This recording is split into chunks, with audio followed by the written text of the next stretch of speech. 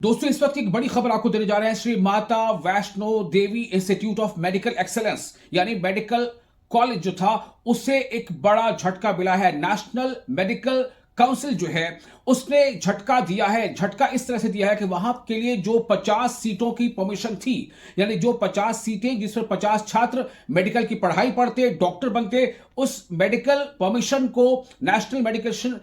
Medical council ने वापस ले लिया है। तो एक तरह से कहीं ना कहीं ये Shri Mata Vaishno Devi institute of medical excellence के लिए बड़ा झटका है। लेकिन इस झटके के बीच भी सबसे बड़ी बात आपको बता दें कि सबसे बड़ा सवाल अब यह है कि आखिर उन बच्चों का क्या होगा जिन 50 मेडिकल स्टूडेंट्स ने नीट क्वालिफाई करने के बाद अपनी चॉइस के हिसाब से Shri Mata Vaishno Devi medical institute of excellence को चूज किया था और यहां उन्होंने दाखिला लिया था।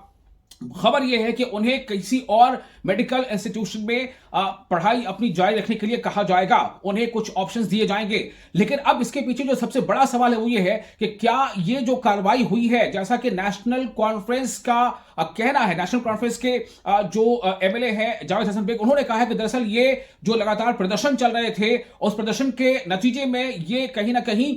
एक ऐसी सोच के तहत फैसला लिया गया है जो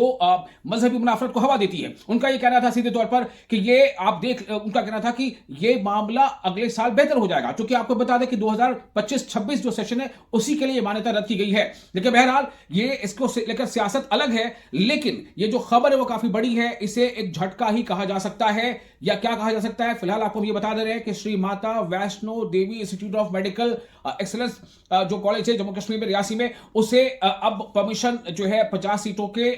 मेडिकल पढ़ाई की, वो परमिशन फिलहाल मानकों पर खरा न उतरने का कारण बताते हुए नेशनल मेडिकल काउंसिल ने वापस ले लिया है।